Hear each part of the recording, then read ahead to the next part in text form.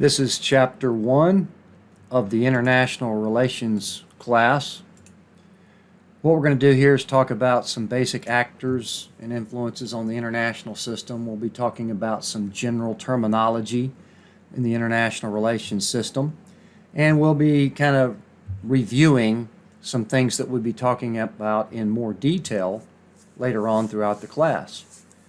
Now, when we're looking at international relations, short there at IR, we're looking at the relationship among the world's governments, i.e. the states and other transnational actors. And we live in a world of sovereign states that we'll talk about in more detail later on as we go. And the idea here for the international relations aspect of it is to try to serve the collective interests of all the states at the risk of foregoing their individual interests, which is what really drives things, is the state's individual interests. So it takes a lot of willpower, cooperation, and political and diplomacy, things like that, in order to try to get an international relations system to work. So we've got lots of what we call global collective goods that it's more efficient for us to approach these from a global perspective or an international perspective, such as peace, human rights, health issues, which we're dealing with right now, environmental issues, because environment is a global collective good.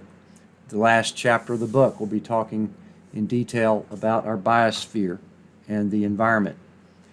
So we have numerous problems in trying to get this system to work. We have the problem of free riding, where some states will take advantage of what other powerful states are doing, and without really putting in much expense or effort, they'll be kind of tagging along and reaping the benefits of those agreements.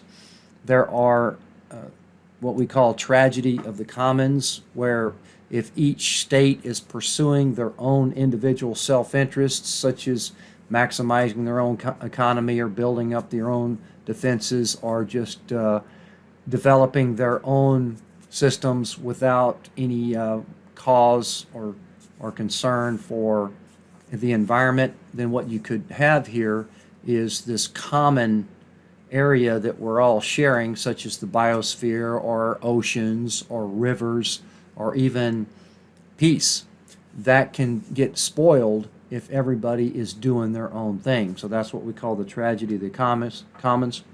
And then prisoner's dilemma is a very popular game theory aspect where, again, if states are pursuing their own self-interest without communicating, then what could happen is that the states will end up with things that are not perhaps the best they could have gotten if they had cooperated or communicated instead. So we've got lots going on here in the international system to try to keep it together and make it work effectively. So to deal with this collective action problem, there's several different ways that we can do it. And one of the ways is through dominance of a single country or a handful of countries, this power hierarchy, and this is through a global hegemon. A hegemon serves, this superpower serves as a policeman that keeps all the other countries somewhat in line, and you could certainly argue that particularly since the end of the Cold War, the United States has been in that position where they could be a global policeman. We have pulled away from that role quite a bit since in the last decade or so, since the Iraq War and Afghanistan wars did not turn out as effective as we would hoped. We've kind of pulled back on this global policeman role. Clearly, during the Cold War, which we'll touch on here in a few minutes, we had two superpowers, and the world kind of was divided into two spheres, where those two superpowers were kind of calling the shots in their spheres and have a lot of influence in keeping things under control within their spheres, and that's a way of keeping things in check. Another way we look at it is through this concept of reciprocity, which on an individual human basis simply means that it's the golden rule. I'll treat you as I would want you to treat me. At the global system, we're looking at rewarding the behavior that contributes to the group, but punishing that behavior which pursues self-interest at the expense of the group. So this requires states to agree on what is appropriate behavior, and if somebody goes against that norm, then they can go against that particular, we're not talking about attacking them or war, but perhaps treating them in a way that would want them to get back in line with the norm of the rest of the group. Group identity is another thing that helps to, this has good and bad sides to it, because we'll talk about the identity of people, cultures, ethnicity, nation states. This is, at this time, the biggest source of conflict in the world. But having a culture that's bound together by a group identity, by a common ethnicity or a homogeneous population, you might say, that does serve to keep that country organized, under control, perhaps even peaceful, and allows the government to perhaps influence that group because everybody's a little bit more on the same page, that sort of thing. But in areas where you have numerous different factions of ethnic groups and cultures, big source of conflict, as we'll talk about in more detail later on. But having a strong group identity is one way that we can try to overcome these collective action problems. Now let's talk about some major terminology here. The state, which is synonymous with the countries of the world. We have about almost 200 countries in the world, and we typically designate that as the states of the world. This is the unit of government that exercises legal authority over a specific territory and the people. The United States is a state.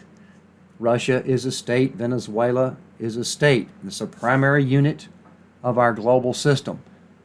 All the states are calling their own shots for the most part, and that's where this concept of sovereignty comes into play. It is probably the single biggest hard and fast rule in our international system. We'll talk about how the modern states of the world formed over the past few centuries. And sovereignty is the common rule that once you are recognized as a state, then you are your own autonomous decision maker with no legitimate external higher authority. You don't report to anybody else higher than you. So that's why it requires cooperation between states. States can agree to cooperate or agree to join an international organization or agree to a treaty, but they can also agree not to do that and go their own way. So that's why we have so much differences and conflict in the world today, is because of the states are given that power to do as they please, their own decision-making body. And it has served us fairly well as far as this concept of the state over the past few centuries. But as we get into a more complicated world where cooperation might be even more and more necessary, well, then we see there could be some potential problematic elements with states just following their own self-interest, particularly when you have one state that might be a democracy and one state that really does not really care or respect for democracy. So looking at the primary actors in our international system, we have the heads of states, presidents, such as in the democratic states. Prime ministers is another name for a head of government. That's particularly the head of that parliament body that is elected by the people, and then whoever's head of the parliament is the prime minister, sometimes called the premier or the chancellor, the leader of the legislative body. Then the foreign ministers, these are the secretaries of state, the ambassadors, the envoys that are chosen to go and hammer out and work out these details of treaties and international agreements. Gross domestic product is probably the most common term that is used to measure the economy of a state. It measures a state's total economic activity, which is measured mostly as consumption of goods within government expense, investment, and net exports as part of that equation. Now, there's other things that we can measure other than gross domestic product, of course, but if you have a very large gross domestic product, that means you do have capacity for more health care and more leisure activities and more consumer goods and things like that. So it does say a lot, it does describe a lot about your country if you have a large GDP per capita, but it doesn't obviously tell everything. So that's why we're going to get into that into more detail in later chapters, talking about other ways of measuring the health of a country. Now, the concept of nation state, we're going to talk about this more in detail when we talk about conflict, because the desire for a culturally homogeneous population to become a state, that has created quite a bit of conflict over the past few decades. But the nation itself is typically defined as a population that shares a common ethnicity. And ethnicity simply means that you share cultural patterns of language. That's one of the biggest bonds that brings people together as far as ethnicity. A shared religion, a shared history, a shared national origin. These are things that bind people together that we could define as an ethnicity. Now, race is something different, because in America we define race particularly by skin color and facial traits. But when you look at the global system, people are bound together by much deeper roots than that, which go way back: common language, common history, or even a shared oppression, shared dominance of their group of people. Now, in the post-colonial era, when the superpowers eventually relinquished all of their colonial subjects, there was a big mismatch between what was perceived as a nation by the people and what was actually given to them as borders. And that has continued even to this day to be a big source of consternation and conflict, because you have people of shared ethnicities that are actually spilling over different borders, or you have people within a so-called state that do not have any interest in sharing power or coexisting with another ethnic group within that same country. So that this desire for nationalism, to where that particular group wants to unite their culture and put it in their own borders and create their own nation state, this has created quite a bit of conflict over the past few decades that we'll get into in more detail later on.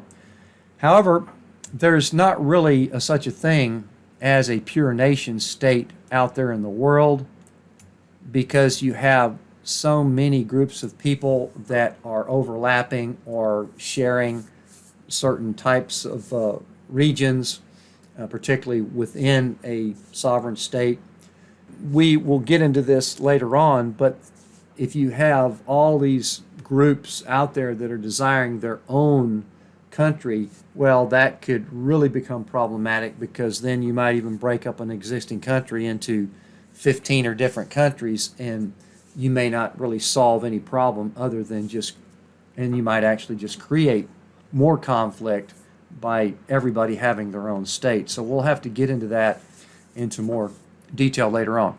So other transnational actors we're looking at are international governmental organizations, and we shorten that as IO, international organizations. Here we are specifically talking about the groups that are formed by the states. The states come together and create these groups, such as the UN or the IMF, which is the International Monetary Fund, or the World Bank, or the World Trade Organization. They are created specifically by the states, so the states can delegate certain activities to them to make things more efficient and try to create more cooperation on the world order. So we'll talk about all of these things in more detail. NGOs are the non-governmental organizations that are typically formed by individuals or groups of people. These are private organizations that are typically nonprofit, and what they are trying to do is solve problems more so at the grassroots level, transcending borders, because a lot of the problems of the world are not being solved by the governments of those states, particularly the poor states or the states that are just rife with conflict. And so NGOs come in there and try to help people that are starving or that are racked with disease and can't get help, can't get drugs. So NGOs try to reach those people primarily because those people's governments are ineffective and they can't really help them all that much. So they rely on donations and grants from the powerful countries. Multinational corporations are the major player in our global economic sphere. We'll talk about them in a lot more detail later. They provide a lot of jobs for people. This is where the foreign direct investment originates from, because multinational corporations are always looking for investment opportunities in other countries. And so therefore, poor countries would like multinationals to come to their country and invest and build and hire people and provide tax revenue. So those are some major transnational actors. Now, looking at the term globalization, this is something we'll talk about in a little bit more detail as well, because particularly since the end of World War II, and even then again after the end of the Cold War, we've had an increasing integration of economies, telecommunications, transportation, even culture across boundaries. And this has been mostly associated with global capitalism, which is what we'll do when we look at it in terms of economics later on in the chapter. But there are some major views of globalization.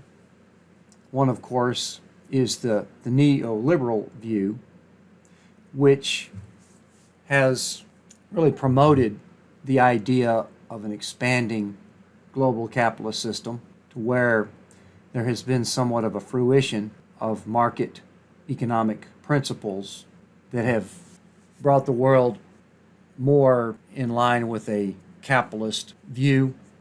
The Marxist view is somewhat skeptical of that.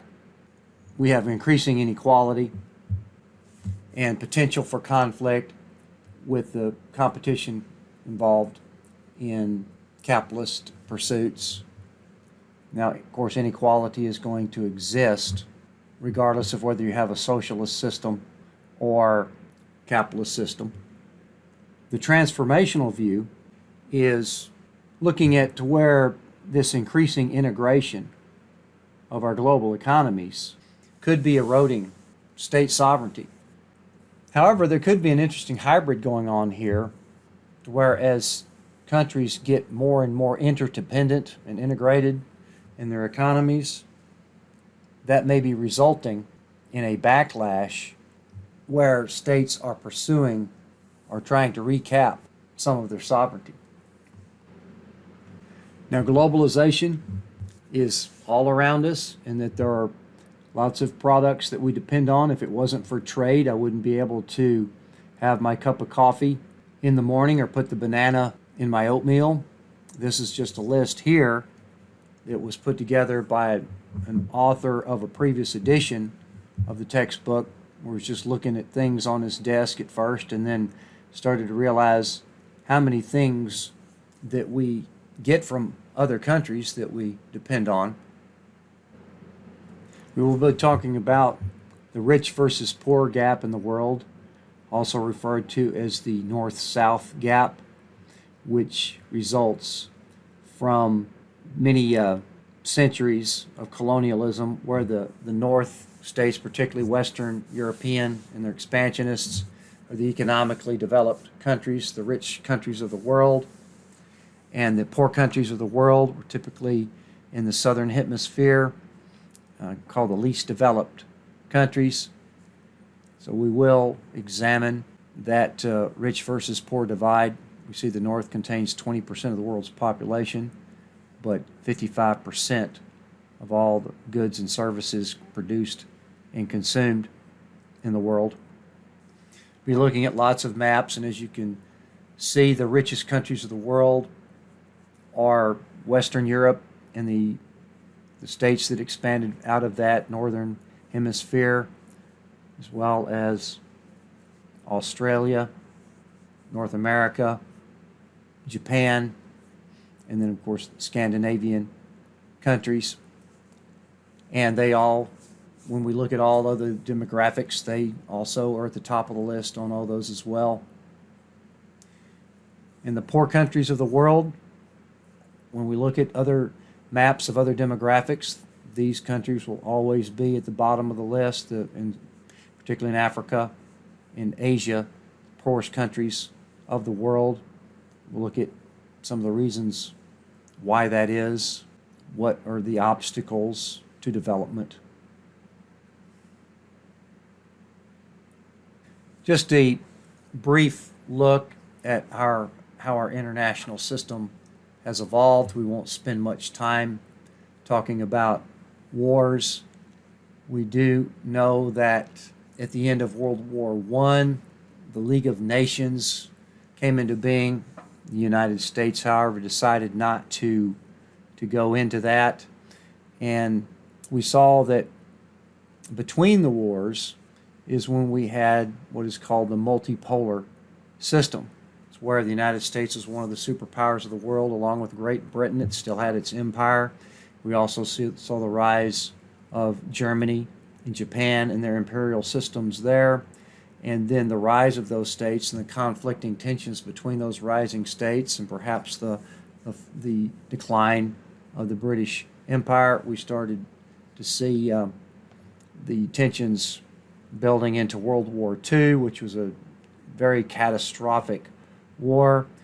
And it was because of World War II, the aftermath of that is when the winners of World War II, particularly the United States and Great Britain, came together and set up the framework of our international institutions that we still use today, where they set up the institutions such as the United Nations, International Monetary Fund, World Bank, World Trade Organization, and those are still the foundational organizations of the global system even to this day. The Cold War also developed in the aftermath of World War II. Even though we were allied with the Soviet Union, we did not really trust communism, and that we diverged very quickly after World War II, and that is what we call the bipolar period, where we had the two major global hegemons and their spheres of influence. The United States Marshall Plan, which was used to help develop the Europe after the devastation of World War II, did not include Soviet Union. We also created the North Atlantic Treaty Organization, referred to as NATO, which created a zone of security for Europe in their redevelopment. And then when the Soviet Union got their nuclear weapons, then the nuclear arms race began, creating the concept of deterrence, where if one country has nuclear weapons, then the other country will not attack them, and vice versa. The divide was over democratic capitalism versus autocratic communism during this period. Also, during the Cold War, communist containment was the main general international philosophy for the United States, where we had the Korean War, the arms race and the space race, inspired by the Sputnik, where the Soviets got into space first. Cuban Missile Crisis considered the turning point of this concept of deterrence. And the Vietnam War was a proxy war for the Cold War, further communist containment, and 58,000 casualties in that war, and ended without really any benefit coming out of it. The collapse of the Soviet Union ended the Cold War, and it was kind of determined at that point that maybe capitalism and democracy had won out, but we then shift into the unipolar system where the United States is the sole superpower, and we also had some cooperation there even with the Soviet Union in the Gulf War in trying to push Saddam Hussein back from Kuwait. Bosnian War showed that we have different type of wars starting to develop now between ethnic groups and identity groups that would kind of be the major source of conflict even in the world today. Then with 9/11, the world changed again into the era of the war on terrorism, where the United States, being the global hegemon, kind of led these efforts. But they did not turn out as successful as we had planned. The Iraq War then was an effort to get rid of Saddam Hussein. There's been some mixed results from that, and even now we're seeing kind of pulling back from the war on terrorism. And so what we will now do after this chapter is go ahead and get into the specifics of international relations. In the next chapter, we'll talk about the concept of realist behavior in the international system.